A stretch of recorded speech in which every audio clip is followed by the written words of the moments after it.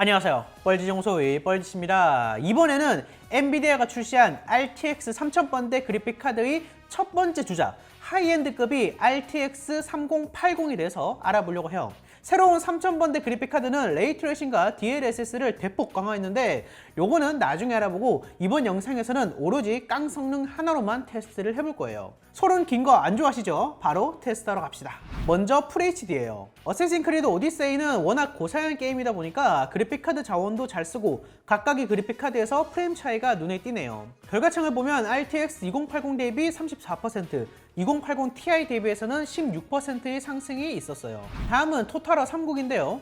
얘도 마찬가지로 워낙 빡빡한 게임이라서 그래픽카드 자원을 열심히 써요. 그만큼 차이가 꽤 두드러지게 나타나는데요. 결과창에서 RTX 2080 대비해서는 48%, 2080 Ti 대비해서는 20%의 향상이 있어요. 다음은 파크라이 뉴던인데요. 이 게임 같은 경우에는 좀 특이해요. FHD 해상도에서는 RTX 2080 Ti에서부터 해상도에 의한 병목이 오는데요. 때문에 성능 향상이 RTX 2080 대비해서는 6%, 2080 Ti 대비해서는 2% 많이 차이가 있었어요. 다음은 배그인데요. 배그 같은 경우에도 비슷한데 RTX 2080 Ti까지는 그래도 성능 차이가 꽤 두드러지게 나타나거든요. 3080과는 실내에서는 그래도 차이를 좀 보이는 것 같지만 밖으로 나가기만 하면 3080이 로드율이 많이 낮아져서 2080 Ti랑 큰 차이가 없는 상황이 종종 발생해요. 보시다시피 FHD 해상도에서는 게임에 따라서 크게 갈려요. 게임 자체의 문제도 있고 해상도에 의한 병목 현상이 존재하는 건데 이거를 어느 정도 완화해주는 방법이 하나 있어요.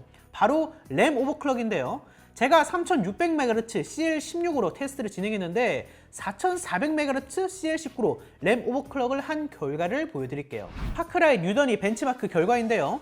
그래픽카드 로드율을 보면 5에서 10%포인트가량 더 많이 쓰는 것과 함께 실질적으로 프레임 향상이 꽤 큰 것을 볼 수 있어요. 결과창에서도 126과 139로 램 오버클럭으로 인한 병목 완화로만 10%의 프레임 향상이 있었어요. 이 얘기는 잠시 뒤에 하고 총 정리하면 다음과 같아요. FHD 환경에서는 게임별로 차이가 워낙 크고 RTX 2080 Ti와의 차이가 없다시피 한 게임도 있었기 때문에 게임에 따라서 많이 갈리는 모습이에요. 램 오버클럭을 추가로 하면 프레임이 올라가긴 하겠지만 그래도 여전히 아쉬움을 떨칠 수는 없네요. 하지만 QHD로 가면 얘기가 달라지는데요. 여기서부터는 병목이 거의 없어져요. 먼저 어쌔신 크리드 오디세이인데요. 세 그래픽카드 모두 로드율이 90%대 중반 정도로 비슷한 모습을 볼 수 있고 프레임 차이도 확연하게 나죠. RTX 2080 대비해서 42%, 2080 Ti 대비해서는 19% 향상된 성능을 보여줬어요. 다음은 파크라이 뉴던인데요. 이 게임은 여전히 RTX 2080 Ti와의 비교해서 차이가 크게 없는 모습이에요. FHD 환경일 때보다는 차이가 커지긴 했지만 뭐 이런 게임도 존재하는구나 하고 봐주세요. RTX 2080과는 22% 차이, 2080 Ti와는 6% 많이 차이를 보였습니다. 다음은 배그인데요. 배그의 경우 차이가 훨씬 늘어났어요. QHD 해상도로 오니까 그래픽카드도 열심히 잘 쓰고 있고 실질적으로 프레임도 RTX 2080 대비해서는 55%, 2080 Ti 대비해서는 23% 향상되어서 확실히 체감할 수 있는 수준이죠. 그래프로 보시면 다음과 같은데요. 파크라이를 제외하고는 RTX 2080 Ti 대비 25% 향상된 프레임을 보였어요. 확실한 급이 차이를 느끼게 하고 RTX 2080 성능으로는 1.5배를 넘는 수준이에요. RTX 3080의 경우에는 QHD 게이밍 모니터에 적합하지 않을까 싶어요. 배틀그라운드가 울트라 옵션에서 평균 170프레임대라서 뭐 옵션 조정이랑 램 오버클럭을 좀 한다면 144프레임 방어도 가능할 것으로 보입니다. 다음은 4K UHD 해상도인데요. 토탈워 3국의 경우 FHD, QHD 모두 확연한 차이를 보여주는 게임인데 이번에도 마찬가지로 엄청난 성능을 보여줘요. RTX 2080 대비해서는 66% 향상, 2080 Ti 대비해서는 25%의 향상이 있죠. 파크라이에서는 어떨까요? 4K로 오니까 드디어 차이가 나요. 다른 게임들과 동일한 정도로 프레임이 간격이 보이는데 RTX 2080 대비 55%, 2080 Ti 대비해서는 24%의 성능 향상을 보였습니다. 다음은 배그인데요. 울트라 옵션인데도 불구하고 100프레임을 넘는 모습을 자주 보여줘요. 이 정도면 그전 상황에서도 60프레임 이하로는 잘 떨어지지 않는다는 소리이기 때문에 배그까지도 이제는 4K 60프레임 방어 수준까지 왔네요. UHD 해상도는 엄청난 자원을 필요로 하기 때문에 모든 게임에서 그래픽카드를 풀로 쓰는데요.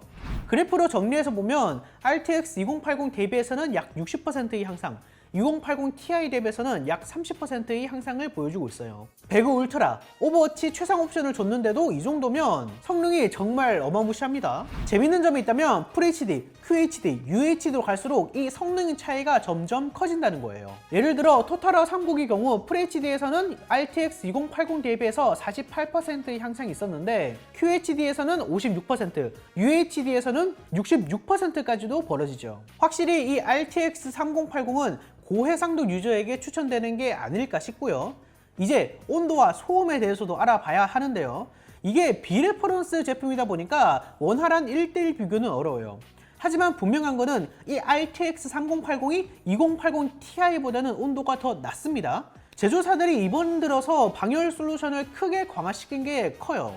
때문에 소음에 대해서도 기존 대비 좀 더 조용할 수는 있는데 요거는 제품마다 다르니까 제품별로 리뷰 올라오시는 거 참고 부탁드리고요. 저도 몇 개 올라가니까 봐주세요. 소모 전력의 경우 다음과 같은데요. RTX 3080이 2080 Ti보다 성능이 25% 정도 좋은데 소모 전력 역시 25%가량 높은 모습이에요. 전성비 향상이 그렇게 눈에 띄지는 않아요. 그리고 이번에 파워에 대한 질문이 많더라고요. 시스템 전체 전력 소모의 경우에는 i9-10900K의 RTX 3080을 100%로 사용하면 550W 정도 소모를 하는데요. 다만 파워 용량을 꽉 채워서 쓰면 물론 실제로 사용하는 데는 큰 지장이 없겠지만 파워 내의 온도가 올라가고 팬 속도가 빨라져서 소음도 증가하고요. 파워의 수명도 조금은 더 짧아지겠죠. 그래서 여유있게 엔비디아가 권장 파워를 750W로 잡아둔 건데 이 빌드를 새로 하시는 분들은 권장 파워 정도 혹은 좀 더 높게 여유있게 구매하시는 것을 추천드리고요. 업그레이드를 하시는 분들은 650에서 700W 정도 파워를 이미 쓰시고 계신다면 굳이 추가 지출해서 업그레이드를 할 필요는 없을 것 같아요. CPU가 i9 밑이라면 좀 더 여유롭기도 하고요. 그런데 이번 RTX 3000 시리즈부터 PCIe 4.0이 지원되기 시작했죠. 현재 라이젠 3세대 CPU만 유일하게 PCIe 4.0을 지원하는데 이게 성능 차이가 있냐고 물으시면 있긴 있어요. 근데 이게 1%가 날랑말랑해서 의미 없는 수준입니다. 그냥 쓰셔도 돼요. 이거 별거 아닌데 커뮤니티에서는 말이 많더라고요. 자, 지금까지 엔비디아의 차세대 하이엔드 그래픽카드 RTX 3080을 살펴봤는데요. 초도 물량은 가격도 널뛰기고 9월 24일에 RTX 3090도 나오고 하니까 좀 더 여유있게 지켜보시면 될 것 같아요. 일단 전체적으로 FHD에서는 램 오버클럭도 많이 하시고 그래픽카드를 많이 갈구는 게임을 하신다면 쓰실 수는 있겠는데 개인적으로 추천은 드리지 않고요. QHD 144Hz 모니터 정도면 요즘 나오는 AAA급 게임들도 약간의 옵션 타입으로 잘 즐기실 수 있을 거예요. 항상 신제품이 나오면 테스트하는 게 정말 일이네요. 그래도 여러분들이 정보 얻어가시면 좋겠죠. 궁금한 점 있으면 댓글 남겨주시고요. 자, 영상 보시고 감사하고 그러면 다시 봅시다.